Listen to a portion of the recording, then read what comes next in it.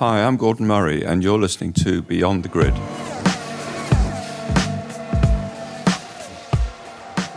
Hello, everyone, and welcome to another episode of your favourite podcast, Beyond the Grid, presented by Bose Quiet Comfort 35.2 wireless headphones. My guest this week is a man who in a 20-year F1 career worked for only two teams, Brabham and Mclaren. His cars won 56 races and 8 world championships, and he's renowned as one of F1's great innovators and technical brains, perhaps the best. I'm talking, of course, about Gordon Murray. It's 50 years since Gordon came to the UK from his native South Africa. He didn't think he could walk straight off the boat into a job with an F1 team, yet that's what he did. And he went on to form an incredible partnership, his word, not mine, with Bernie Ecclestone as the top dogs at Brabham. He worked with some brilliant drivers along the way too, Reutemann, Lauda, Piquet, Senna and Prost, to name but a few. And he was very much a blue sky thinker. The ingenious Brabham fan car, that was him. The first man to introduce mid-race refueling, yep, that was Gordon. The low-line Brabham BT55 skateboard car that would be recycled as the all-dominant McLaren MP44, yep, that was Gordon again. So sit back and enjoy hearing from one of F1's most inspirational designers on the day that he launches his new supercar, the T50, perhaps the world's last great analog road car. I hope you enjoy our conversation. Gordon, welcome to Beyond the Grid. Absolute pleasure to have you on the show. Now, it's been 50 years since you moved from South Africa to England to pursue what exactly? What was the plan 50 years ago? Well, I grew up in Durban in a racing family, and I was always car racing and speed mad. And the only way I could go racing was to build my own car when I was 19 in 1967. Raced that, this is the short version, by the way, raced that for 2 seasons and then thought if I wanted to further my career in racing, but also by then I was interested in design. I started off as an engine person before chassis, so I was interested in engine design, car design, and racing. I should go to the centre of the universe for those things, which was the UK. So at the end of '69, I jumped on a cargo boat and came over here to sort of seek my fortune, if you like. And then in the first year, 1970, I started with Brabham Formula One team. So the motivation when you got on the boat was to pursue your career as a racing driver, primarily? Primarily racing driver. But in the process... Were you quick? Yeah, I never came second. I got red haze a lot. I won a few times or I crashed. I can't remember coming second. Like Jimmy Clark, actually. I wouldn't have made, I don't think I would have made Formula One apart from anything else. I'm 6'4". No, I just wanted to go racing, really. Okay, so to go racing, as you say, to pursue that career as a driver, but you were already looking at the design type of thing. So what was the plan when you got off the boat? Where were you going? Well, when I got off the boat, I was, 21, 22 years old. And even though I had designed my own car and my own engine in South Africa, I didn't ever think I'd be able to walk into a job in racing. So I tried to get a job in road car design. And I'd been writing to Lotus. Colin Chapman was my hero growing up. And I got offered an interview at Vehicle Engineering, which is their car section, if you like. However, when I got to Lotus, I hadn't followed the English news for a few months, and there was a mini recession going on, and they just put a lot of people off, so that didn't go anywhere. Was Colin the only guy you wrote to? I wrote to Colin, and he referred me to a chap called Brian Luff, who was head of Vehicle Engineering at the time. But I wrote directly to Chapman. Yeah. But you didn't write to Brooks McLaren? Or, No, just Lotus. Now, why did you think that you couldn't walk straight into a job in racing? I suppose it's just because in my head, coming from a colony, in my head, UK was just like the be-all and end-all for racing, and my other love, music, at that time, the late 60s and in London. And I just didn't think I'd be accepted or good enough to walk into a racing team. As it happened, I ended up with a job in Brabham, so I was, but it was me that set that standard. It wasn't what anybody said to me. So how did Brabham come about? In looking for a job, I got offered an interview at Fair Oaks Aerodrome where Len Bailey and a small team, were doing the Ford, I think it was called the 3L or the 3FL for Le Mans. It was the next car after the GT40, if you like. And they were doing it for Le Mans. And Len thought he needed another designer. And I went down there for an interview, but I went down for 2 interviews ultimately, but he messed me around a lot with, we're not sure we can afford anybody, or then we need somebody. And one of the older chaps in the design office, when Len was out of the office, said to me, he doesn't know what he wants. You know, he's going to keep messing you around. Brabham Formula One team at the Newhall Works just up the road, Byfleet, they're looking for somebody. So I went up to Brabham and knocked on the door, and Ron Tornak, who was the chief designer, the T in the BT, if you like, Jack was still driving then, he interviewed me, and on the basis, he wasn't interested in my academic qualifications, on the basis that I had designed and built my own car and won races with it, I got a job as a designer. And then 15 minutes later, the guy that had an interview booked already turned up. So, again, it's the right place at the right time. Yeah. And they turned him away? And they said, yeah, we just hired somebody. So you knocked on the door. It was a cold call? Yeah. Wow. Well, I said, no, I knocked on the door and I said to reception, you're looking for a designer. And they thought I was the person for the interview. Oh, I see. Yeah, yeah. And, of course, Jack was still driving for them? Yeah, that was his last year, 1970, that was his last. He retired at the end of that year. And around that time, beginning of 71, Bernie Eccleston turned up, bought Jack's 50% of the business, and then within a year had bought Tornak's 50%. Now, how did the team change when Bernie bought it? Well, it didn't initially, because we were doing Formula One. I did actually in 71, did a study for an Indy car. We were doing the odd hill climb special and making a few dozen production cars every year, Formula 3, Formula 2, Formula Atlantic cars.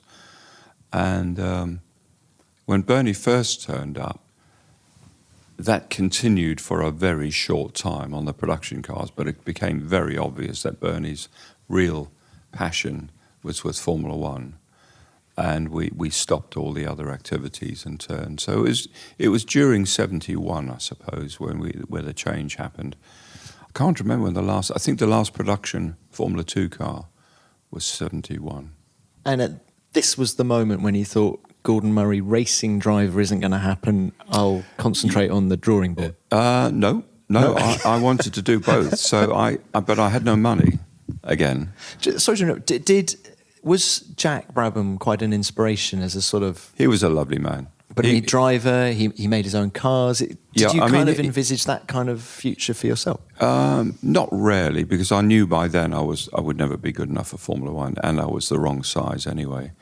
But Jack was certainly an inspiration, and I could see the value of a driver also being a designer. And if you look back through Formula One history, quite a few of the successful team owners and designers started off racing themselves.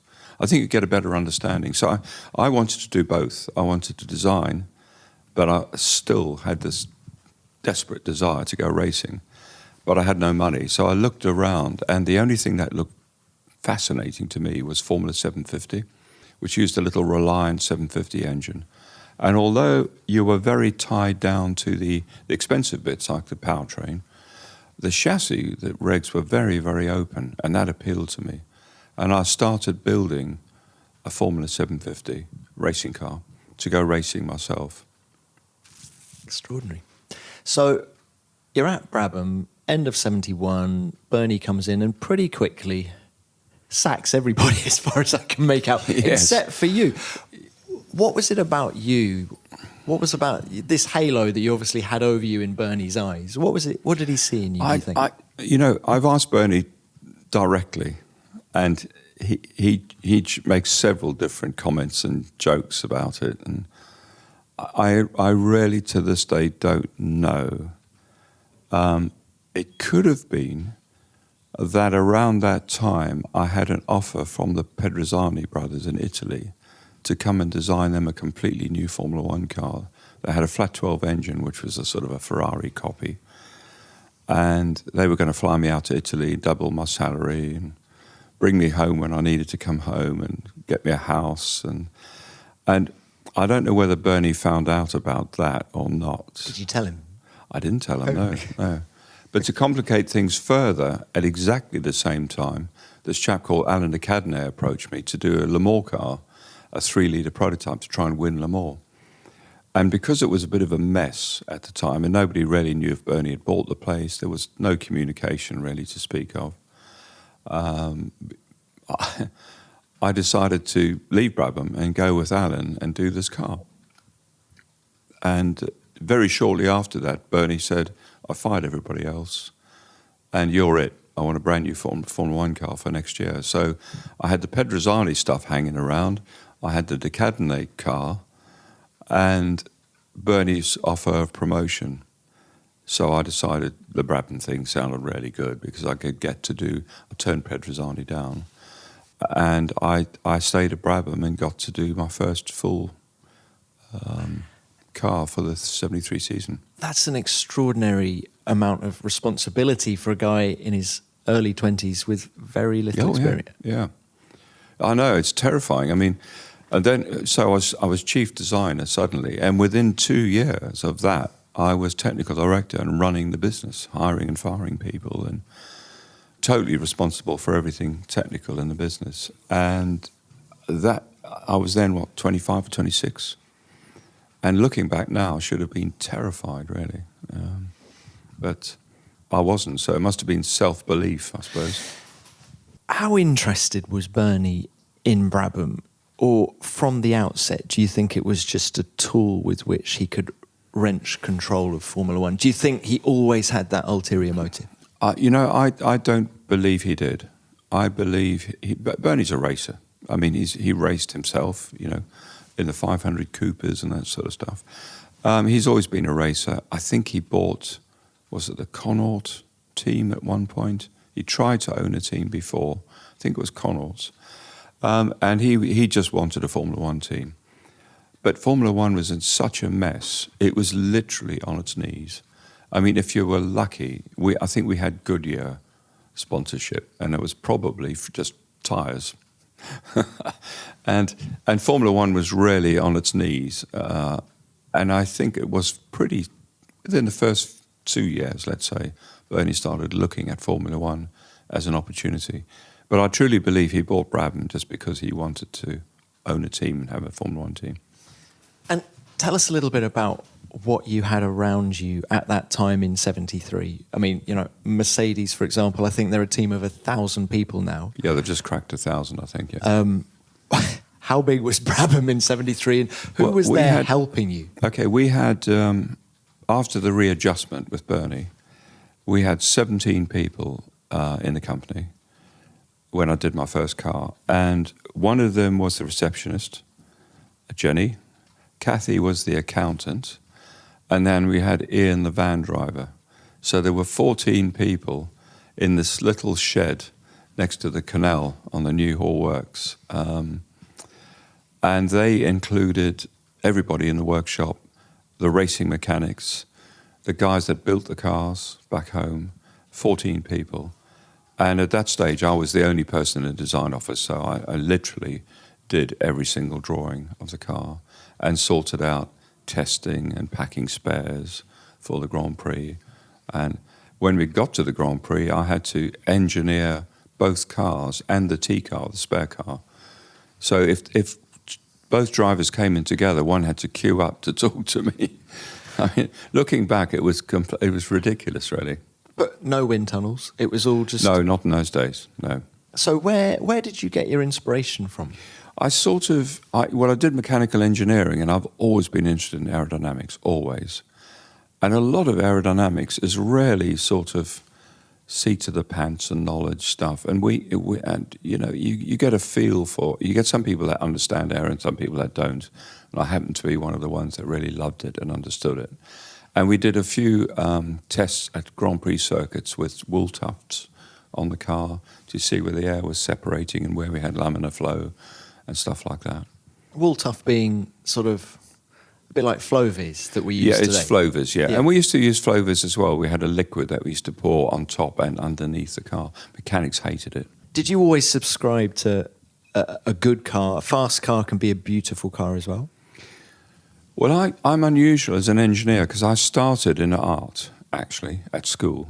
And I only switched to mechanical or technical drawing, I think it was called, in my first year of high school. And I still do a bit of drawing and painting, and I still love doing all the styling on the cars. So I'm unusual for an engineer. So, there's a lot of the motor car in those days that didn't make any difference to the aero. The shape over the cockpit. Its main job was to keep the driver in a bubble so he didn't get any buffeting at high speed. And I just naturally drew stuff that was attractive. Such as the BT44? Yeah, I think most of Absolutely gorgeous car. Yeah, most of the cars were quite pretty in those days. And of course, Bernie loved that too, because Bernie was very much into keeping the cars look immaculate and good.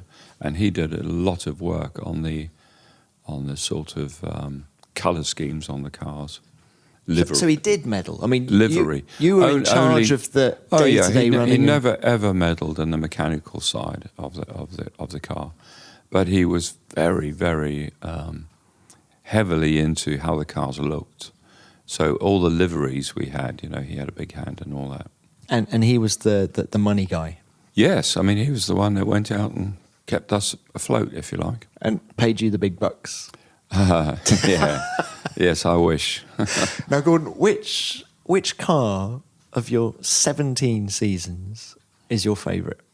That's a really difficult one because I have favourites for different reasons. That my first triangular car, let's call it the sort of 42, 44, 44B, will always be one of my favourites. Why?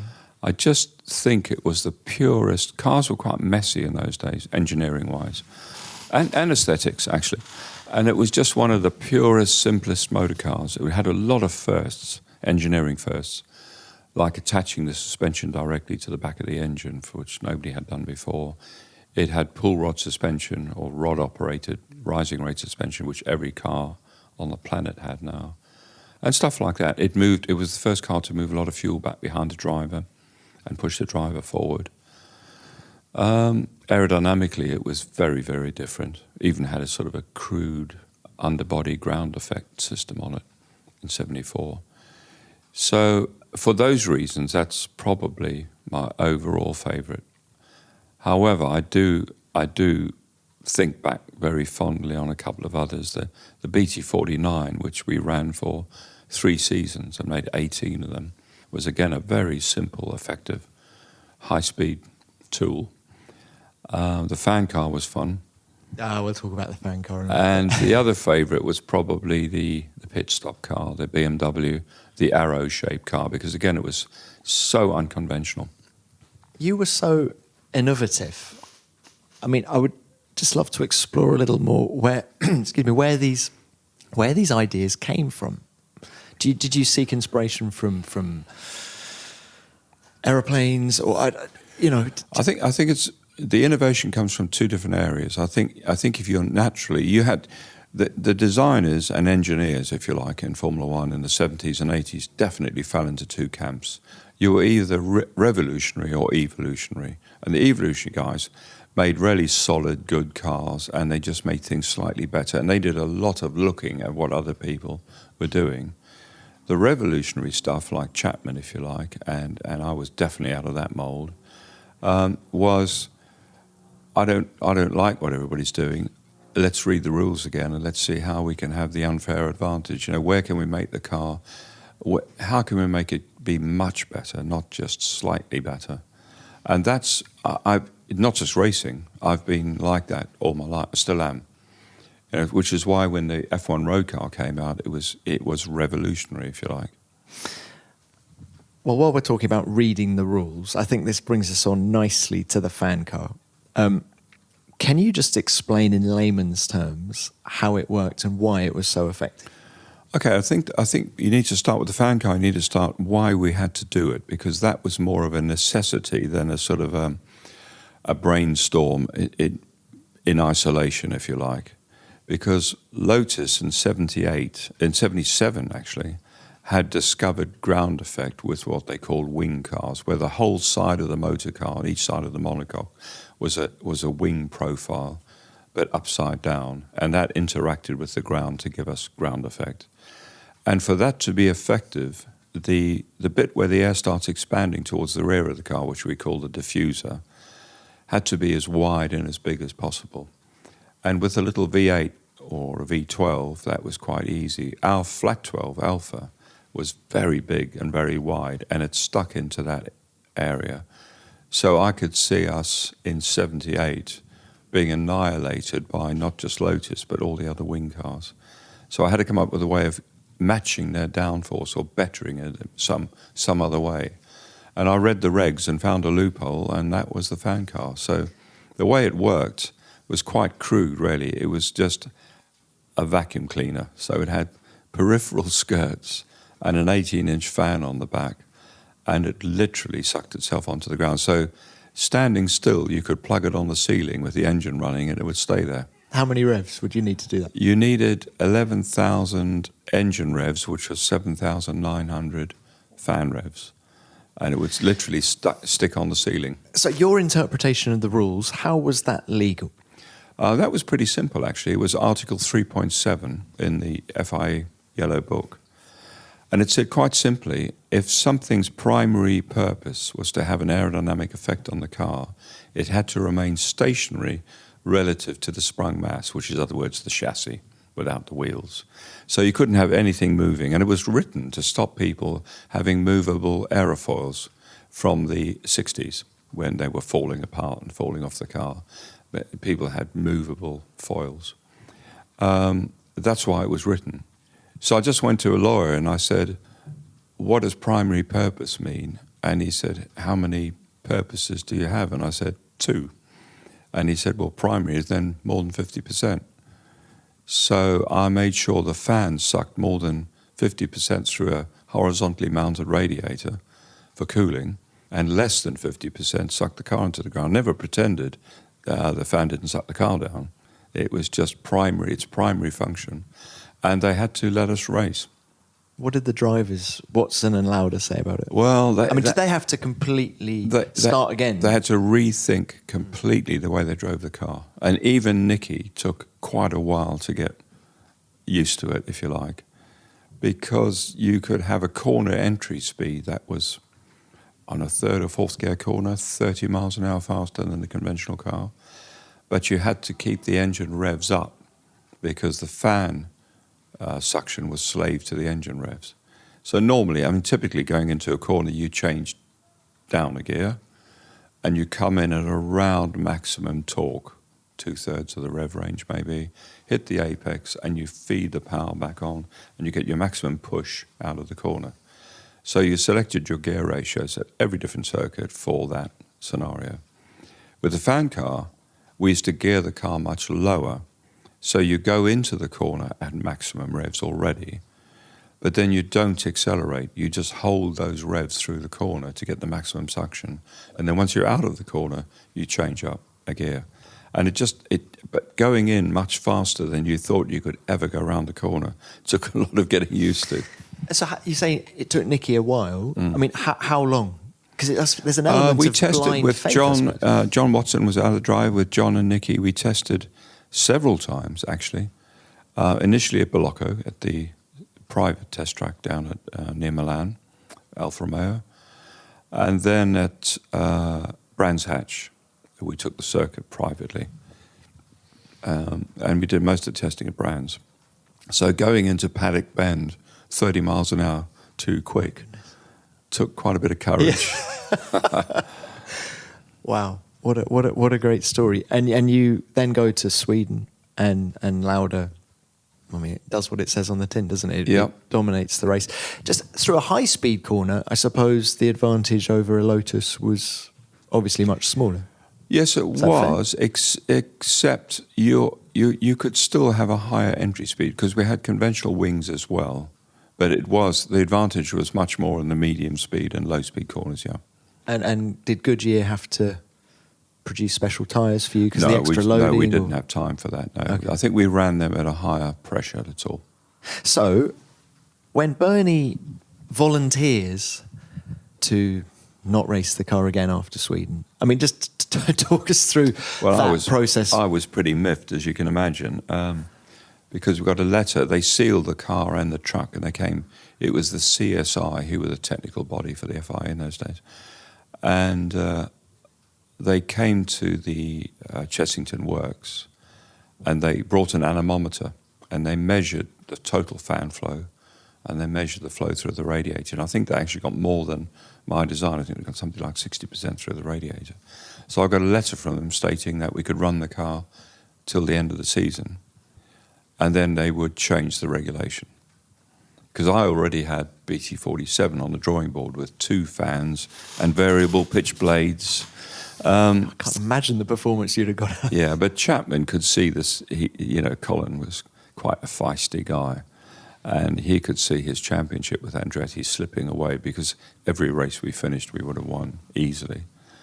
And he banded the other constructors around, and they wrote to Bernie and said, if you don't withdraw the car, the Constructors Association is over, basically, Formula One. And Bernie was just about getting a foothold in the sort of late 70s on Formula One.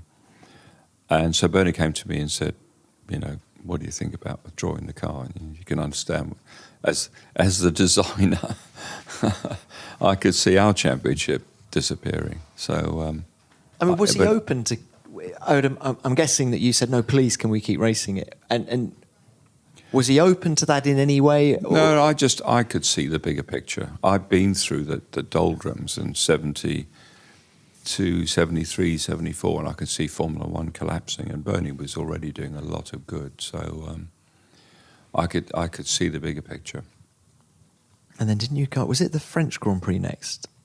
And did Watson put it on pole with the old spec car? Yeah, the 46 was a quick car anyway, actually, yeah. We'd finally managed to get the engine a bit lighter and a bit more efficient. And, it was a pretty quick car anyway. Now, but with a fan on the back, it was unbeatable. We'll get back to the genius that is Gordon Murray in a moment. But first, this. If you're looking to create a professional website for your own business, or perhaps you want to breathe new life into your existing website, then I've got a little tip for you which might help.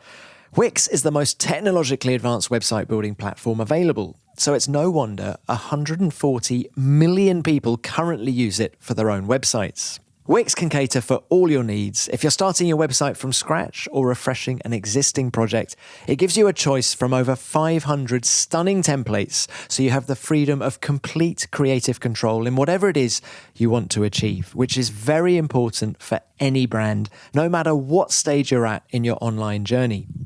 All sites include built-in SEO tools, so you can boost your visibility online and be found in search engines like Google and Bing. And if you need a little bit of help on that front, then you can use Wix's SEO Whiz for a personalized plan.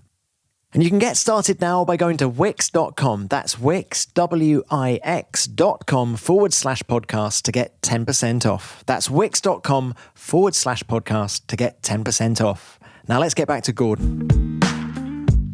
The freedom, technical freedom you guys had. I mean, would Gordon Murray excel in modern Formula One? Oh, I'd hate with the tight... You'd hate it? Absolutely hate it. Absolutely hate it. I don't even know how you call yourself a chief designer these days, because when you've got hundreds and hundreds of engineers, working on the car, and all they're working on is thousands of details. The fundamental concept of the motor car is done. The powertrain, the monocoque, the suspension, it's done. And you keep that for a long time. You just fiddle with tiny detail. You have hundreds and hundreds of people fiddling with details. I mean, I couldn't think of anything more boring. Well, you were big into structural composites. Always, yeah. and first carbon rear wing, things like that. How close did you get to a carbon composite chassis? We started that in 1978, 3 years before Mclaren. The Brabham BT48 had carbon bonded and riveted into the chassis. And then the 49 had a lot more. And I just kept using more and more. But I was using it in a monolithic form, which is a single skin thickness. The correct way to use composites is in a honeycomb form, where you have two thin skins and a honeycomb separator in the middle, if you like, to give you a sandwich panel. That's the most efficient way to use carbon. But we actually started carbon structurally in cars in 78. Wow, as long we ago. were the first company to have our own autoclave making carbon components. Yes, because Mclaren had to go to America, I think, to get it done, didn't they? Yeah, and then they Hercules. still didn't have. When I joined Mclaren in '86, 8 years after we had an autoclave, they still didn't have an autoclave. I changed that as soon as I got there. So we started carbon in chassis as a structural component. We had the first carbon rollover bar system on the BT52. Everybody else is still using metallic in those days. Carbon brakes in 1976, and we had a 5 or 6 year advantage before anybody else got them to work. I did an exclusive deal with Hitco, the carbon brake manufacturers. Structural composite rear wings, all the way through. And of course the first carbon road car with the F1.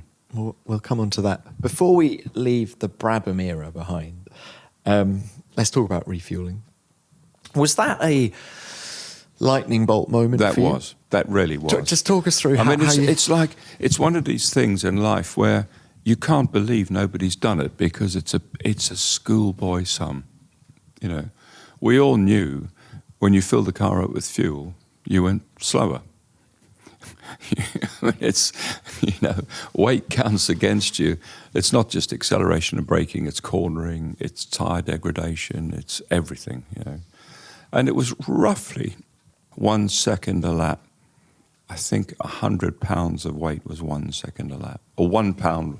1 pound was a hundredth of a second. That's how it worked out. And every time you filled the car up, you had that equation.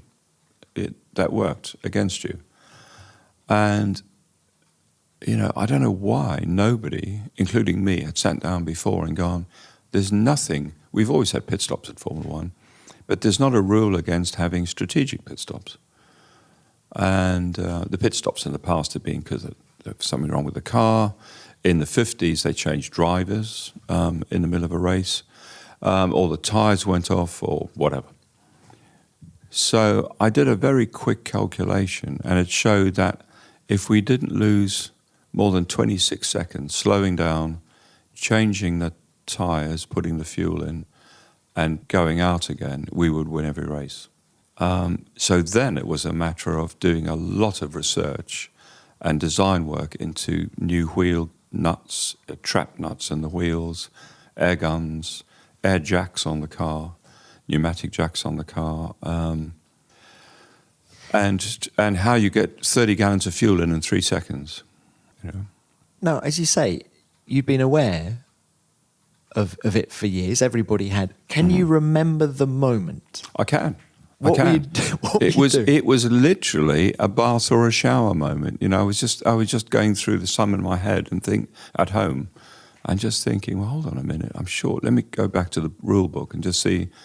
There might be something in the sporting regs that says you can't stop unless you have to or something. And there wasn't. I couldn't believe it. It was like a revelation. And was Bernie supportive of... Oh, yeah, he loved the unfair advantage, even more than I did. So things like the fan car and the hydro-pneumatic suspension and carbon brakes and all that, he loved all that. Were you worried about the safety aspect of refueling? As you say, 30 gallons, what's that, 130 litres? It was up to 30 gallons. It was typically nearer 25 gallons. We actually blew a car up in practicing in Paul Ricard, when one of the chaps had fitted the breather on upside down, and when we had a mechanic sitting in the car, we were practicing, and we actually just blew the monocoque up with the pressure. Trying to show, because of course in those days you had no tyre heaters, and if you wanted to change tyres, because I worked out, of course, if you put tyres on as well, you had a double advantage for the next 10 laps or so. The tyres were second a lap quicker. But no tyre heaters, so I had to invent tyre heaters. Did you immediately, do you feel it was a game changer for everyone in Formula One, sort of that eureka moment that you'd found? Did everybody see it as well? Or did it take you a while to hone it? It's really funny because we converted, the first pit stop car that raced was the BT52, which won the championship. But the BT50, we converted them, and we tried at least 4 races at the end of 82 to try and pit stop. And we wheeled out these great big blue telephone box type things, tyre heaters and all these pressure vessels, and everybody looked at us like we were crazy. But the BMW turbos were so unreliable, we never got to a pit stop. I think Austria was the first race we actually got to a pit stop, and then we blew up after that anyway. So we didn't finish a race. And I think, even though, I said to Bernie, when we arrive Brazil for the first race next year, everybody's going to have half-tank cars because it's so obvious. And nobody did. I couldn't believe it. Williams had a kit they brought with them to convert the cars, which they did. And they had a fire, I think, in that race. But nobody did. But of course, after the first race, everybody could see. So still, nobody had done the calculations. So the unreliability of that BMW turbo was a blessing in disguise because it made no one else could see just what the advantage. Absolutely. Yeah.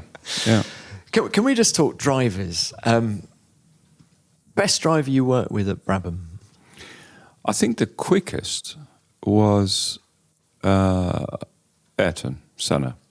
But the best all-round guy I worked with was Nelson Piquet, because he was there for 7 years. We got him as a kid, really, and he wanted to learn everything about the motor car. He used to sit on my drawing board every single day, come down to all the wind tunnel sessions. He used to try and wanted to understand why things helped and changed things on the car, vehicle dynamics on the motor car. And because he grew up, he was part of the family, really. So he was the best all-rounder, I'd say, because of that. Is he the guy that you had the best bond with? Yeah, definitely, yeah. A very good bond also with Nicky Lauda and Ayrton as well. But Ayrton's speed was on another sort of level, really. Now, when you say the fastest driver you worked with was Senna, and we're talking specifically about Brabham, are you referring to a test that Senna did with the Brabham? No, not really. He didn't go quicker at Nelson in that test. How excited were you? So can we just explain what this was all about? So Senna is about to come into Formula One, am I right? And Bernie was interested in hiring him. Yep. And so you went down to Paul Ricard. And you had Piquet and Senna together, 2 Brazilians, bit of rivalry, I would imagine. Just, can you remember the day? I can remember the day, yeah. And I remember getting on really well with Ayrton. But Nelson was absolutely adamant he didn't want him in the team. And I think that's why he didn't drive for us in the end. Nelson put pressure on Bernie, I think. And what sort of impression did Senna make on you, given that he'd just come up from Formula 3? I thought he was very... his approach was quite different. I thought his approach was very sort of... Clinical's the wrong word, but he was very precise about the car and very precise about what he had to do to drive the car, because it was very different. I mean, jumping in a turbocharged, our 4-cylinder BMW wasn't the easiest engine to drive. It's one single turbo, which took a lot of spooling up. So he had to cope with all that. And was it clear to you, though? We're talking end of 83, are we? Must have been, yeah. And was it clear to you from that test that Senna was going to be here to stay? Yeah, definitely. He was heading for the big time. Yeah. Quick word on Carlos Reutemann. 75 championship. Team finishes second in the Constructors' Championship. Carlos finishes third. Do you think that car was good enough to win the championship if Nicky had been in it? 75. No, even with Carlos.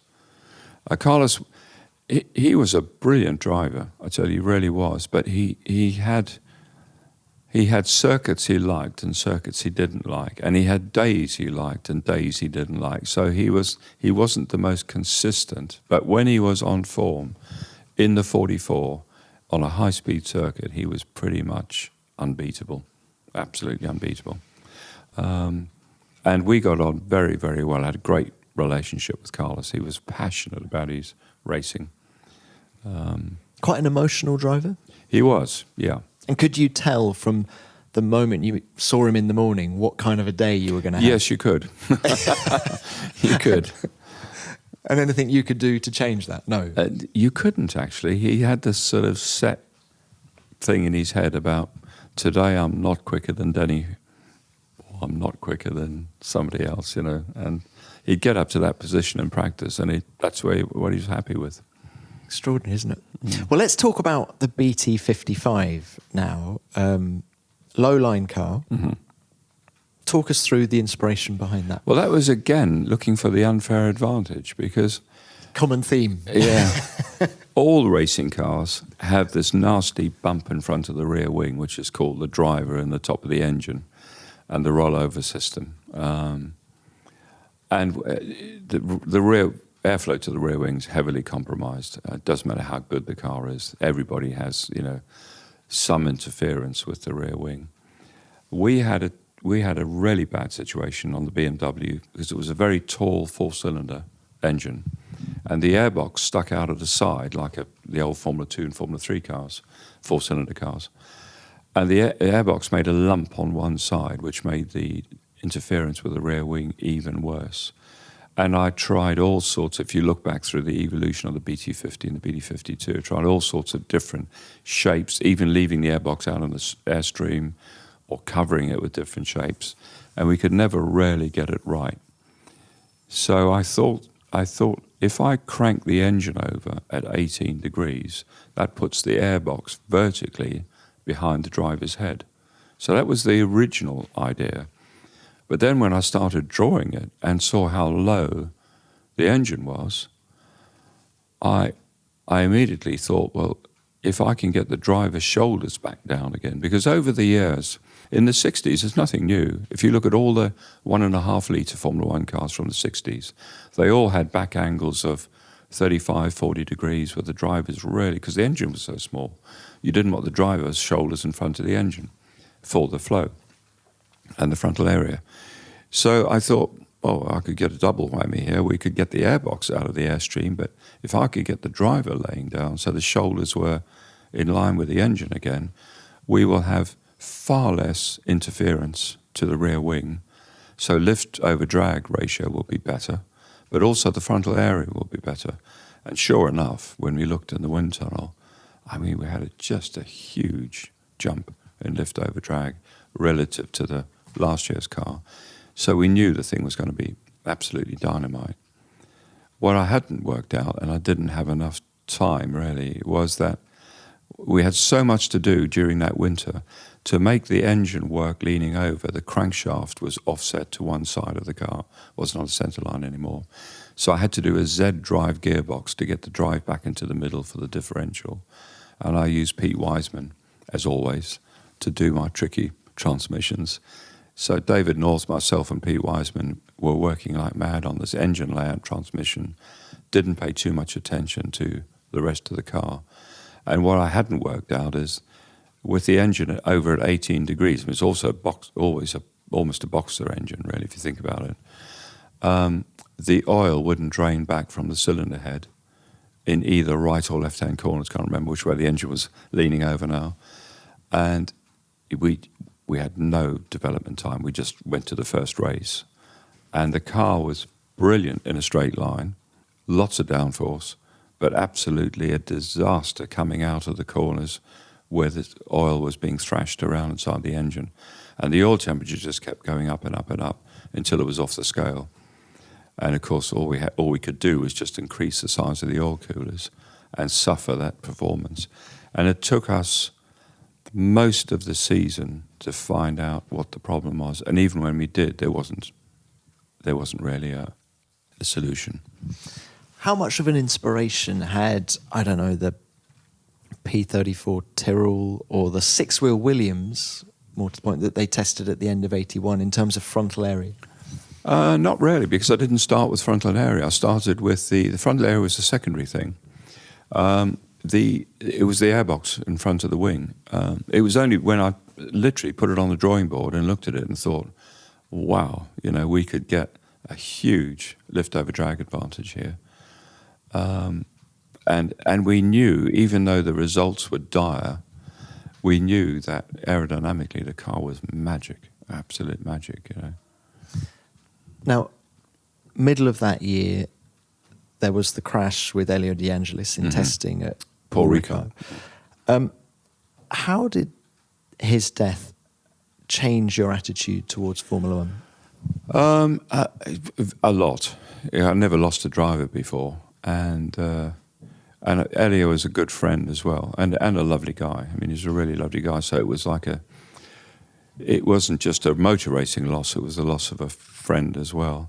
But the thing that really upset me was that it was totally unnecessary, because he died because they didn't have the right fire equipment.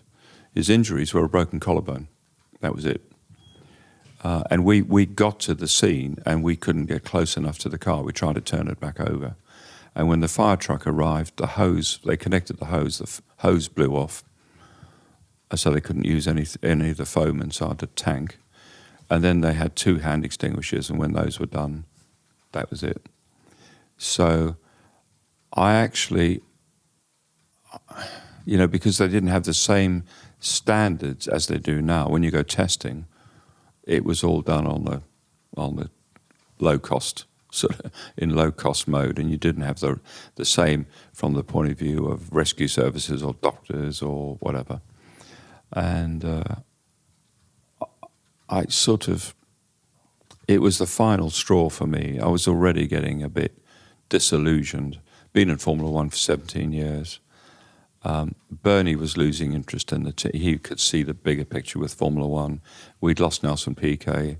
We'd lost our engine contract was running out. Our tyre contract was running out.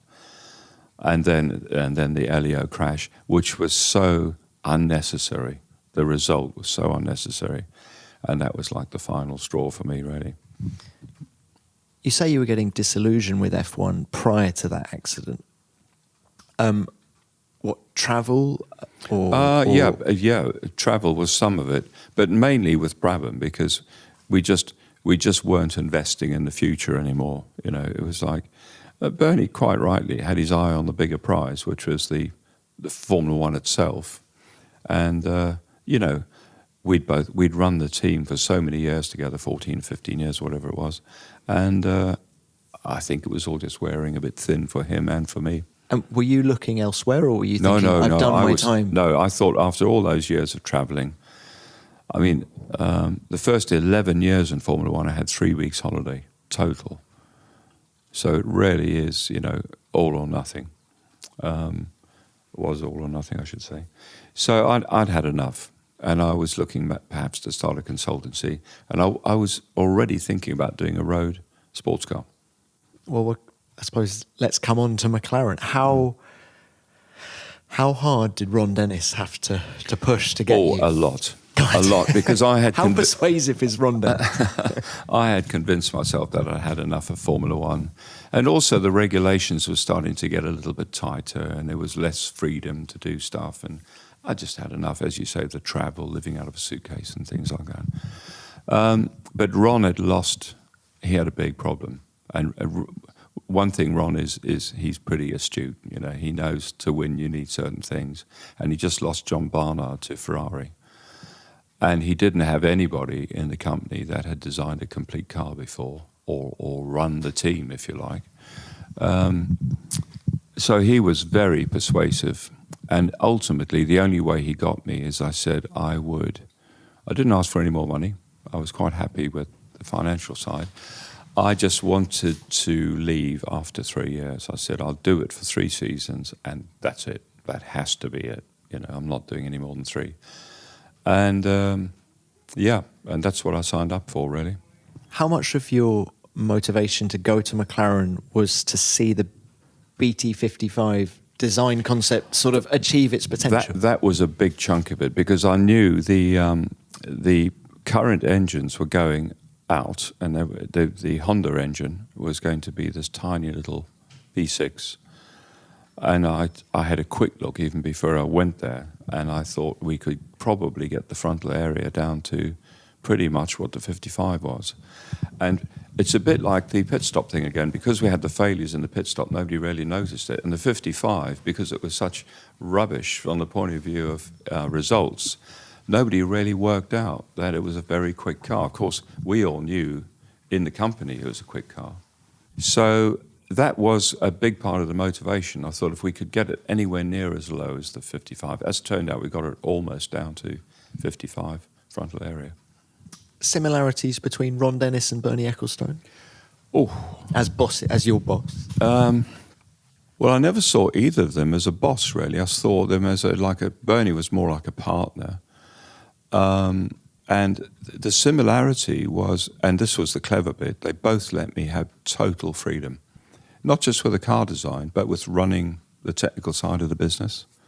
Because technical director is much more than just being chief designer. Technical director means you have control over, the way the cars are manufactured, the way they are run at the racetracks, the strategy at the racetracks. And that's the bit, I loved the whole package. I didn't want to just draw cars. I liked the whole package. So 1988? 15 out of 16. Yeah, well, I arrived... You made it look quite easy.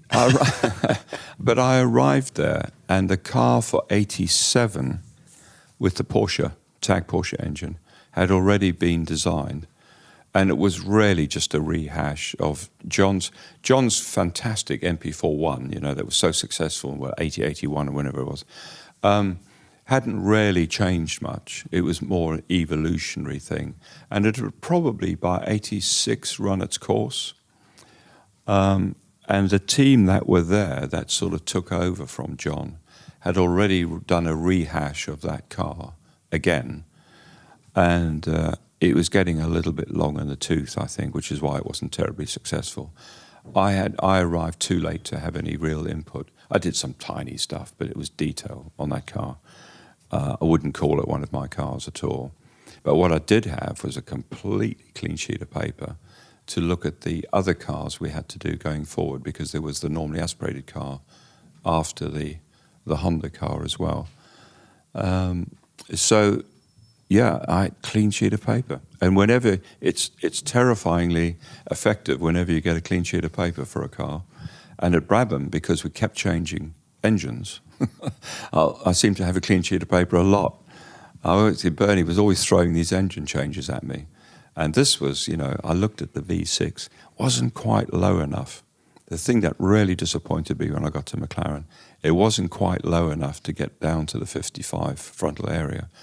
But then we were working with Honda. I had a really good relationship with Osamu Goto, who was the chief designer, and Kawamoto, actually, the president.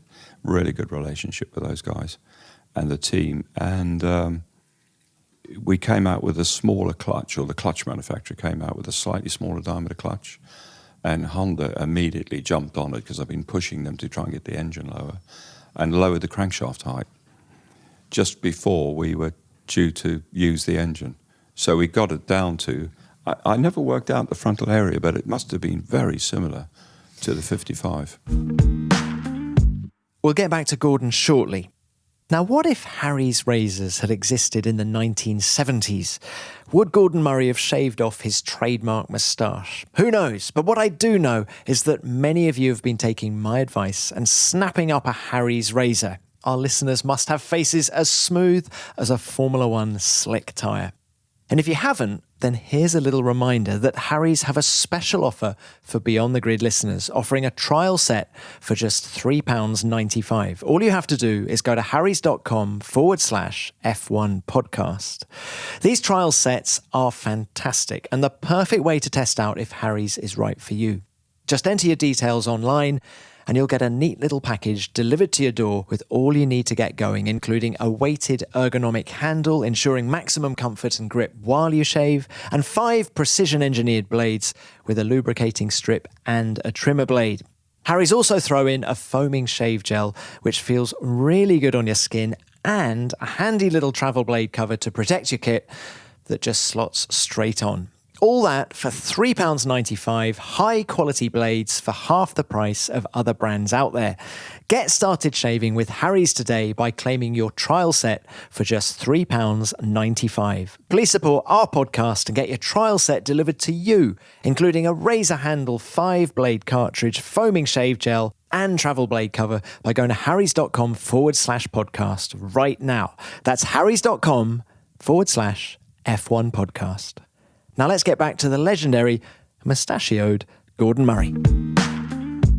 So when you look at the headline of 1988, utterly dominant, your most satisfying season? Yes, but the background isn't just the car. The background is before I designed the car, I changed a lot of systems at McLaren. It's all in the book. But I changed a lot of systems. You know, I didn't like the way the car wasn't that reliable. The lifing systems they used. Autoclave? Autoclaves. Brought in autoclaves. Brought in gearbox testing, rig testing for gearboxes to make sure that all of which you'd had at Brabham, obviously. Everything we had at Brabham. So you were quite surprised. I was amazed. I saw Williams and McLaren and Ferrari as these, because their budgets were so much bigger, I saw them as these vastly more organised teams. It's only when I got to McLaren I realised at Brabham we were much more organised from the point of view of making cars reliable. And I think that the success of the 88 season wasn't just the fact we had the unfair advantage with the lift-over drag in the frontal area, but we had all the systems in place to make the cars reliable. And throughout your Brabham career, is it fair to say that you effectively had a number one and a number two driver, whereas suddenly in 88 you had 2 number ones? How different was that? Well, at Brabham, it was even worse, actually. We had paid drivers because we didn't have enough sponsorship. So we had like a number one and a number 3 driver quite often. But I mean, people have often said to me, well, it must have been terrible trying to manage Alain Prost and Ayrton. I mean, what a fantastic problem to have. You know, I've never had the luxury, as you say at Brabham, of going into a race where either driver could win the race, because Alain was a very, very quick driver too, you know, very fast and very good at setting up the car as well. Different from Senna, but very good at setting up the motor car.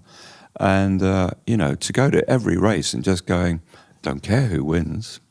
You know. How political did it get between them in terms of not wanting to share information? I broke it all down immediately because I was sitting. I had the luxury not just of people to draw car bits, but I had the luxury of race engineers. You know, I even had a race engineer on the spare car. So I went from Brabham, where I was engineering the cars on my own, to having 3 race engineers, and the system they were used to was the drivers would go off after practice and sit quietly, talk to their race engineers and come up with it. And the feedback would go, oh, it's ridiculous. You know, if you've got 2 guys of that caliber, you should get 2 hours, after an hour's practice, you should get 2 hours worth of information to share and make the car faster for the race and try and win the race. So I banned them having separate meetings. So they had to always be in one office, and we shared all the information. And that's a lot to do with the number of races we won. Both drivers in the same room? Absolutely. Did you get any interaction between the 2 of them in that environment? Not a lot, actually, because it was in a public sort of forum, if you like, because we had the race engineers there, and they, you know, there was a lot of double and triple bluffing going on with tyre choices, but you could see through that most of the time. I mean, was there ever sort of, I suppose it's too elementary to sort of, were they trying to kid each other and set up and, not so much set up, it was about tyres usually. Tyres, yeah. Yeah. There was a bit of double bluffing going on with that. Now, you said a minute ago that you were involved in the normally aspirated V10 that Honda then bring in. Were you still involved in the F1 team when Honda went V12? And if you were, how terrified were you after the experiences with the V12? No, I only did, my years lagged behind my time at McLaren because I didn't do the 87 car. So the cars I was in charge of design were the 88 season, 89 and 90. But because the longer future was normally aspirated, I picked Neil Oatley. Neil Oatley was probably the only designer there that had some serious background on, and he was very, very good. We got on very well. So I picked him for the future, if you like. I backed him for the future with the NA cars. And to be honest, the last car, the MP45B for the 90 season, when I wasn't there, of course, that one I left almost entirely up to Neil because it was just a rehash of the 4.5, which was the first NA car. So those were the three cars that I had involvement, not the V12. And was the V12 a success? I mean, it was from the point of view that Senna won the championship, but in terms of how had it all evolved in the time since you were with Alpha and... Oh God! I mean, is it just the engine side was just a different world, really. Right, yeah. I mean, the Alpha years were very, let's be kind and just say Italian. They were very hit and miss. You know, we'd turn up. Did you get Monday morning engines and Friday afternoon engines? And you had test engines that they said were the same, and actually turned out in the end to have different heads, different cams, I mean, it was a minefield in the 70s. So Ron was true to his word and let you go after Absolutely. three. And in your mind, despite all the success and the different way of doing things at McLaren, you still wanted out. There wasn't any conversation I had about enough. you. 20 years in Formula One, honestly, and I was really looking for a new challenge. All my life, I've looked for a new challenge, and I thought going to McLaren was a good challenge. It was a sort of very different team from Brabham. We were going into a completely new era with engine supplier and then engine, so clean sheet of paper again. And that was a massive challenge. But then having done that, it was enough, really. Nothing, no Ferrari, no Williams. Did Ferrari ever come knocking? Was it ever? They did? Yep, a couple of times. Yeah. Yes. Never tempted? Not really, no. Alpha years had put you off? No, no, it wasn't so much that. First of all, I didn't want to live in Italy. And second, I love Italy, but at the time, I was pretty happy where I was. But also, I like being with a team and building them up.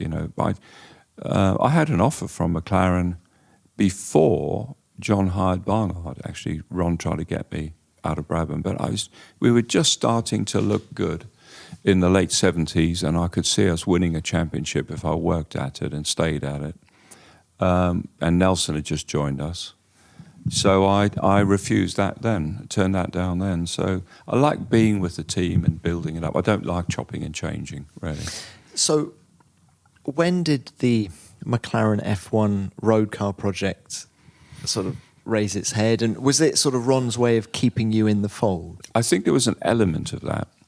But stop you going to one of his rivals, potentially? Yeah, there was definitely. Ron was also very good at that. There was definitely an element of that. But the idea for a road car, I've always wanted to do a top-line sports car. Beat Ferrari at their own game sort of thing. Always fascinated. And Mansour Auger, who was the other partner and a fellow director, he'd wanted to do a road car even as early as when he was sponsoring Williams. So he brought the background idea with him. But then the reality was, it wasn't just Ron, it was me too, thinking, it's all very well saying I'm only doing another 3 years, but what am I going to do that's as stimulating and as exciting as Formula One? So it was probably as early as 18 months into my 3 years, certainly within the last year, we'd started talking about, what am I going to do? I was thinking about it. They were thinking about it. As you say, didn't really want to lose me. So it was an 88 in, I think, Linate Airport, where we were all sitting waiting for a plane, famously. It was Crichton Brown, myself, Ron and Mansour, and we just said, well, what are we going to do? Ron also, in parallel, wanted to expand the business because in those days we were a small catering company in a Formula One team, that was it. And Ron could see that we were going to need to do an electronics company, so he started the idea behind that. And then the car business came out of the four of us just chatting, really, about what are we going to do with me? And so what about a 3-seat supercar? Well, we were a Formula One team. We didn't have a brand. We didn't have a road car brand, an automotive brand, if you like. We were a Formula One team. And I wanted to use Formula One technology, which was carbon, the first carbon car. I wanted to use Formula One aerodynamics, first ground effect car. And I thought, if you want to do the purest driver's car, what better combination of Formula One racing car carryover and making somebody feel really important, the world's first $1 million car, and being the purest driving experience. It all just went central seat. But a single-seater is a very limited market because you can never take anybody with you. And way back in '69, we found the notebook. I had done a sketch in a notebook at college for a sort of arrowhead, not three in a row, but an arrowhead formation where the passengers were squeezed in a little bit, rearwards and in a little bit. And that's what I revived, basically. God, the idea was a long time in its gestation, but it's finally... And how, in terms of what you envisaged in your mind when you were designing the car, how did that correlate with reality? Did it all translate?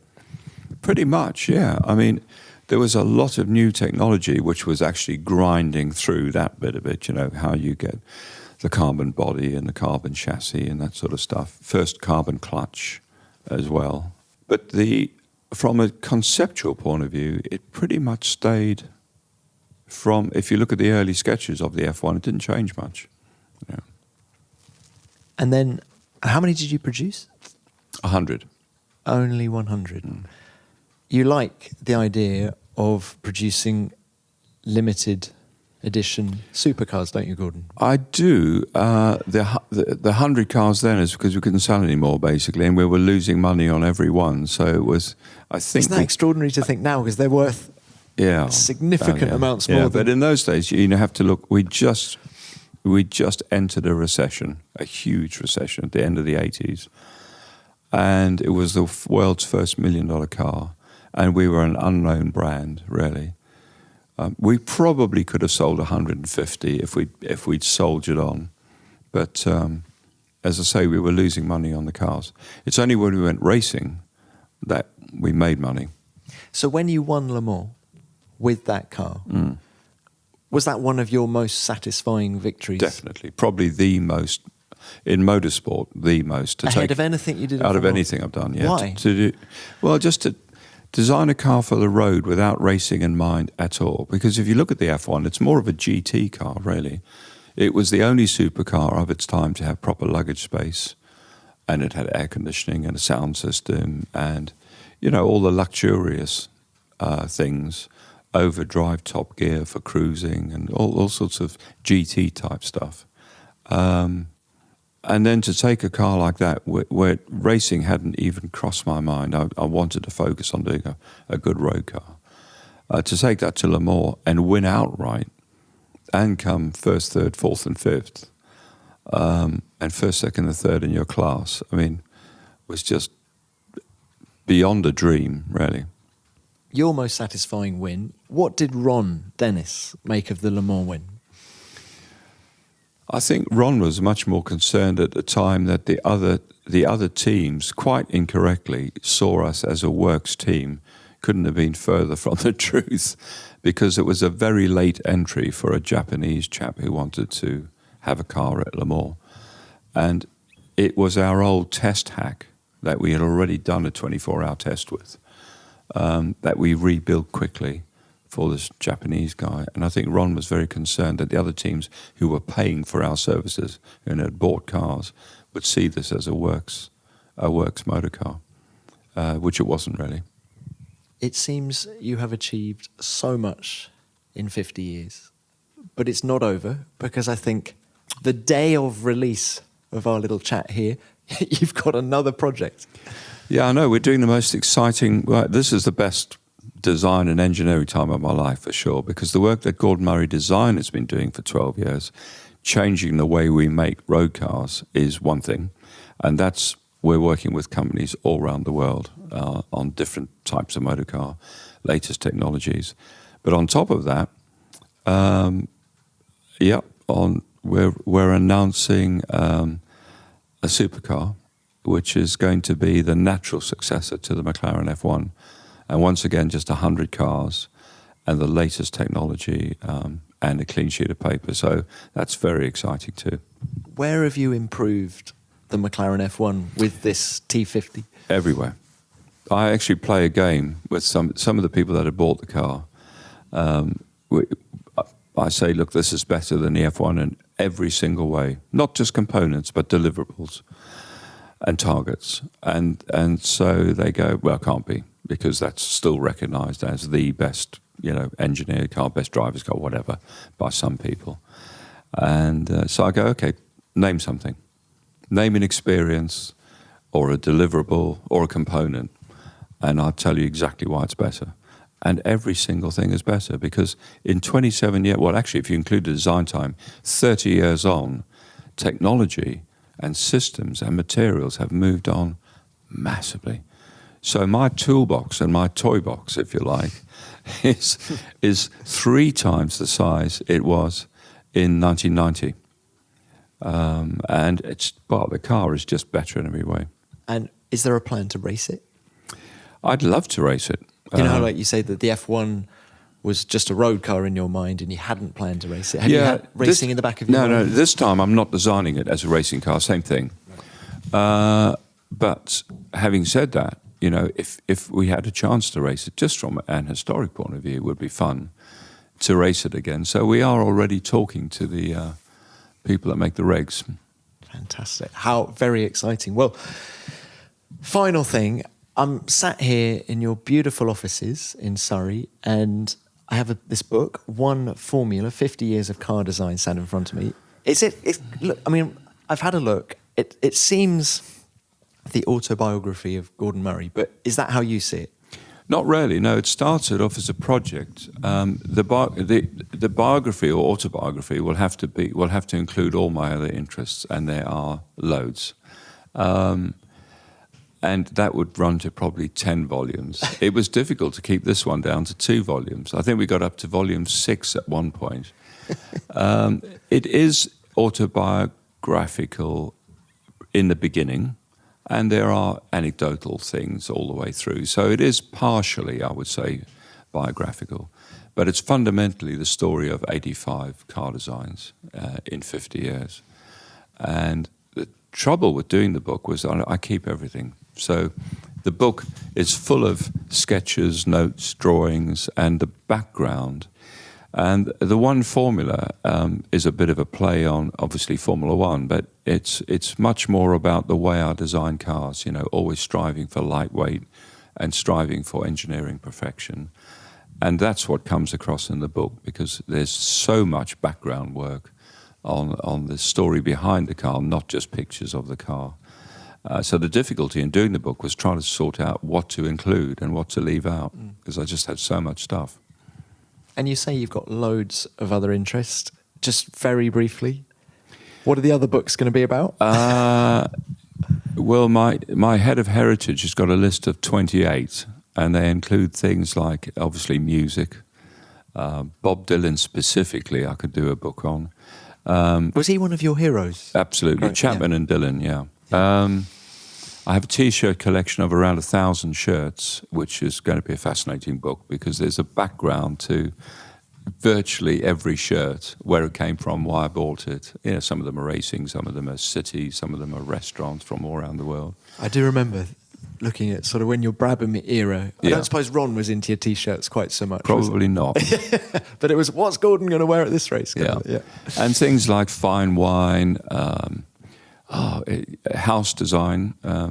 There's a couple of houses I've done that actually warrant a book on their own, because they are very comprehensive, complex designs. Wow, so now you've got more time, as in not doing Formula One, not travelling, just everything else has mushroomed, it would Yeah, I'm still struggling to find, I still do 12 hours a day here, but I'm still struggling to find enough time. The book's taken nearly 3 years to do. Wow. Well, it is sensational. Final question from me. Of all those car designs, your favourite? Wow. I think it has to be the Mclaren F1, but that's soon going to be the Gordon Murray Automotive T50, I think. Can't wait to read about it. Gordon, absolute pleasure to speak to you. Thank you so much. Thank you very much. Thanks. Cheers.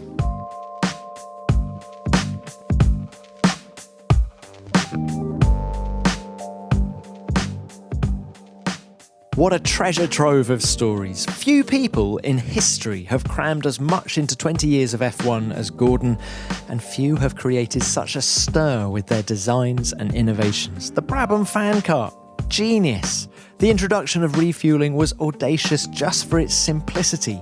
And the man responsible for the 1988 McLaren MP44 was always going to leave an indelible mark on the sport. Thanks for your time, Gordon, and good luck with the book and your T50 supercar. Gordon, of course, worked with John Watson, our guest last week at Brabham, and we had plenty of feedback about that episode. Rohit Subramanian got in touch to say such a wonderful and timely episode with John Watson. I was working on a presentation while listening to this, and the first part about Nicky in Rio had me grinning without even realising it. Well, thanks, Rohit, for your message. And yes, it certainly seemed as though Watty and Nicky had plenty of laughs. And like Rohit, please keep your feedback coming. We really love it. And remember to use the hashtag F1BeyondTheGrid, and you can tweet me at TomClarksonF1. That's it for this episode, but as ever, we'll be back very soon with another big-name guest from the world of F1. While you wait for that episode to drop, why not subscribe to Beyond the Grid if you haven't already? We're on all of your favourite podcast apps, including Apple and Spotify. And have you heard about our sister podcast, The Road to F1? It's the perfect place to get the lowdown on the stars of tomorrow currently racing in F2. So just search for F2, The Road to F1 in your favourite podcast app and give it a listen. Beyond the Grid is produced by F1 in association with Audioboom. Until next time, keep it flat out.